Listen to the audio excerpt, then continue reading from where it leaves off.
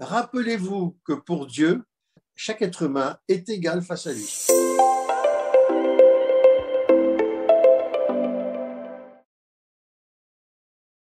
Que pensez-vous de la discrimination LGBT? Toute discrimination est à proscrire, comme toute haine et tout mépris, que ce soit en politique, en religion et en vie en société. Derrière l'homosexualité ou le transgenre féminin ou masculin, et derrière le genre, et se dissimule parfois, même je pense assez souvent, une souffrance en relation avec l'identité de la personne. La notion du genre, pour la plupart des gens, ça semble flou en fait. Et c'est vrai que le mot genre, c'est pas évident, c'est à la fois sa faiblesse d'être fluorescent, mais plutôt brumeux que fluorescent, mais c'est aussi sa force. Pourquoi? Mais parce que le genre concerne plusieurs expressions identifiables. Et ça, c'est quand même un plus. En fait, c'est quoi les LGBT et on rajoute Q, I, A, on rajoute beaucoup de choses derrière. Leur identité sexuelle est en opposition avec ce que la société attend d'elle. Alors imaginez le choc. Et de choc, souffrance. Mais en plus, les gens ont tendance à oublier que le genre n'est pas une nouveauté. Il a toujours existé à travers tous les temps, tous les lieux, toutes les civilisations. Mais avant, je donne 3 exemples. Rappelez-vous que pour Dieu, chaque être humain est égal face à lui.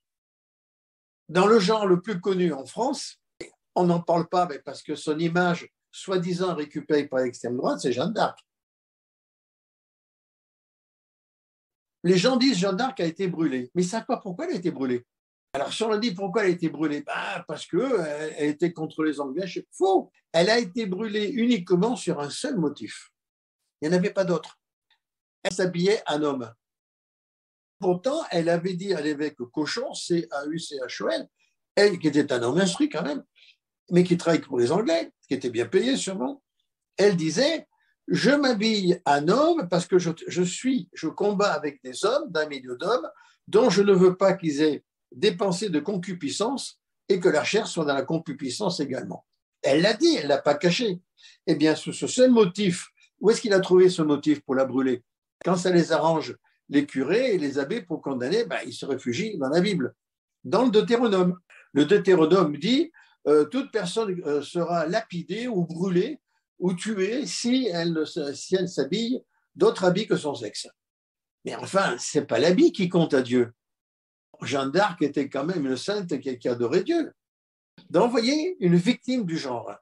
Et personne ne le dit en France parce que, soi-disant, l'extrême droite a récupéré. Et Jeanne d'Arc, c'est une sainte, elle appartient à tous les Français.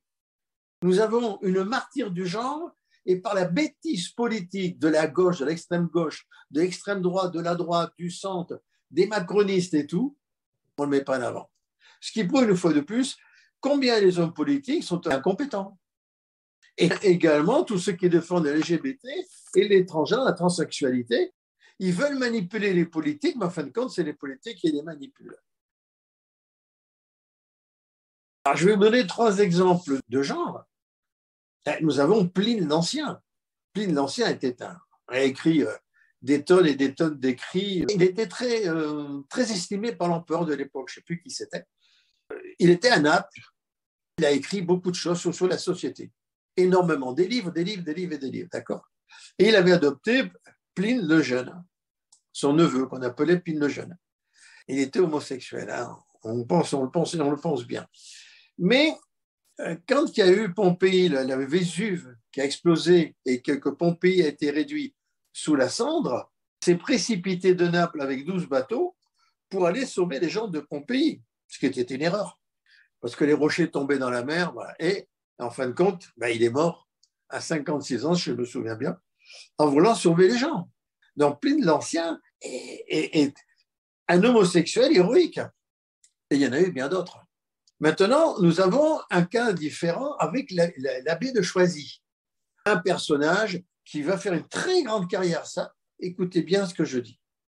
Il va faire une très grande carrière car il est estimé par Louis XIV.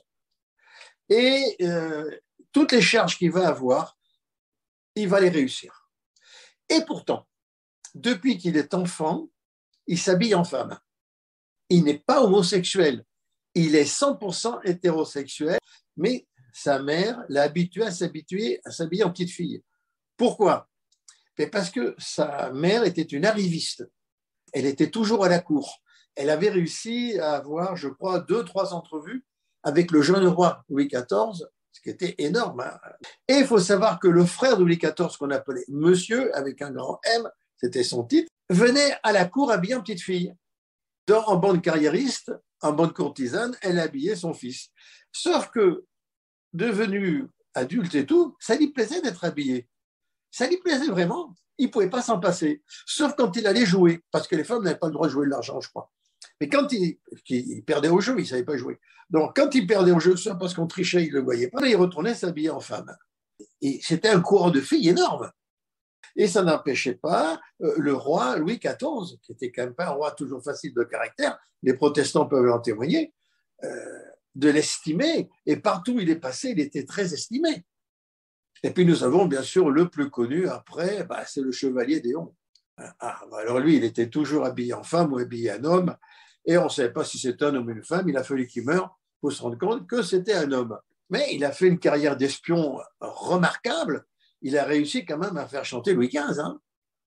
Ah, bien sûr, il a dit je rends les lettres, mais il faut tant d'argent, je ne sais plus combien c'était. Et c'est Beaumarchais qui s'est occupé de faire de la transaction. Et pour gagner sa vie, à la fin, le malheureux se battait en duel, exprès faisait des démonstrations d'épée, de duel, pour gagner sa vie. Donc, vous voyez, c'était quand même quelqu'un. On peut s'habiller en femme et avoir une carrière remarquable, scientifique, politique et autres. Et puis, il y a une chose aussi, c'est que les médias tronquent tout. Les mouvements minoritaires font tout pour que les médias parlent d'eux.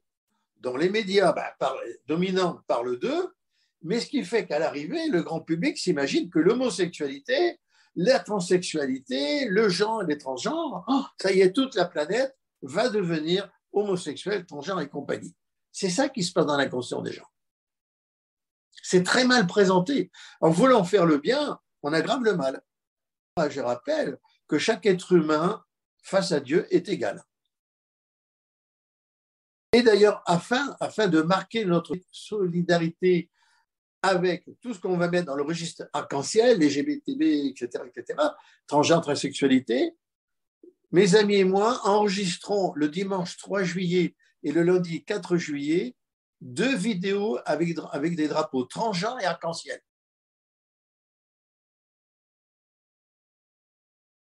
Portez-vous bien, les amis.